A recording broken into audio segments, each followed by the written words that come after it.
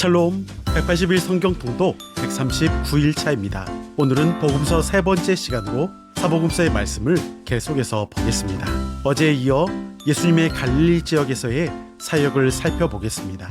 예수님께서 갈릴리 가버나움에서 안식일에 사람을 가르치셨는데 사람들이 예수님의 말씀에 권위가 있어 놀랐습니다. 그리고 그곳에 귀신 들렸던 사람이 있었는데 그 귀신도 예수님의 권세 앞에 자신의 정체가 드러나고 예수님께서 귀신을 꾸짖어 쫓아내심을 볼 수가 있습니다. 예수님은 더러운 귀신에게 빼앗겼던 하나님의 형상을 회복시키셨습니다. 귀신을 이기고 치유하신다는 것은 역시나 하나님의 나라가 이 땅에 임하였음을 보여주는 사건입니다. 마태복음 4장 23절은 흔히 예수님의 3대 사역을 보여주는 말씀이라고 합니다. 주님은 가르치셨고 천국 복음을 전파하시며 병자를 고치셨습니다. 한 나병 환자가 예수님께 나와 엎드려 원하시면 저를 깨끗하게 하실 수 있습니다 라고 겸손하게 고백을 했는데 예수님께서 손을 내밀어 그에게 대시며 내가 원하노니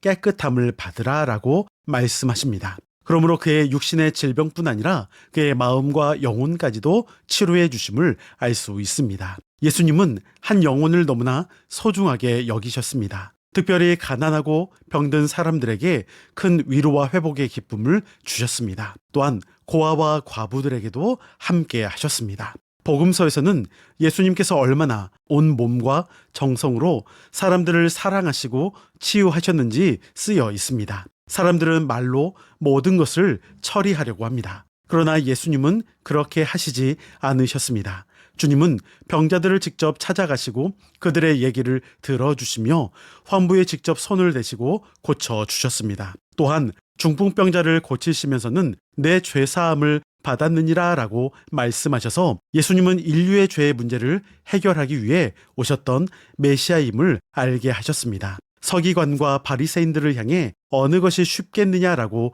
물으신 것은 우리를 향해 어느 것이 더 중요하냐라고 물으시는 것입니다. 육신의 병은 나아도 또 다른 병에 걸릴 수도 있고 결국에는 누구나 죽을 수밖에 없는데 그렇다면 영혼의 문제, 죄사함의 문제가 훨씬 더 중요하지 않을까요? 그리고 예수님께서 세리 마태를 부르신 사건에서는 주님이 나와 같은 죄인을 부르시고 회개하게 하시는 그 사랑과 은혜에 제한이나 구별이 없음을 말씀하셨습니다. 요한복음 5장에 베데스다 연못에서 38년 된 병자를 고쳐주신 사건을 통해 그 병자의 희망은 연못이 아니라 주님이 그를 찾아오셨다는 것이고 그를 불쌍히 여기셨다는 것임을 생각하게 됩니다. 예수님이 생명이며 인생의 궁극적인 문제 해결이 되신다는 복음을 잊지 말아야 하겠습니다. 요한복음 5장 39절과 40절은 성경의 목적을 말씀하시는 아주 중요한 말씀입니다.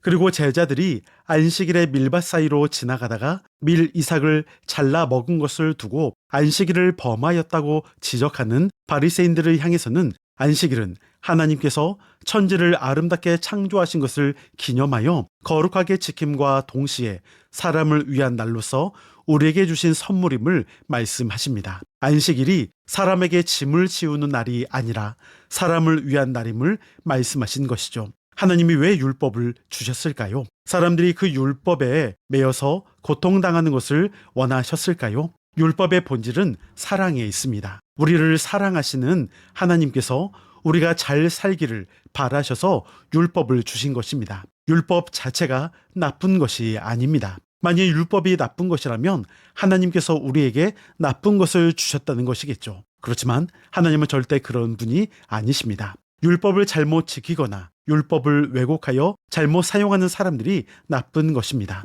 스스로를 비춰봄으로 자신의 연약함을 발견하면 좋은데 문제는 다른 사람의 연약함을 발견하고 정죄, 판단하려고 하기 때문에 문제가 생기는 것입니다. 법은 그 사회를 질서 있게 살아가기 위해 필요한 규범입니다. 하나님께서 약자들을 위해서 또한 백성들을 위해서 그들을 지키고 보호하시기 위해서 율법을 주셨다는 사실을 기억하면 좋겠습니다. 이제 내용을 기억하면서 복음서 세 번째 시간의 말씀을 듣도록 하겠습니다. 여러분 오늘도 승리하시고 평안하세요.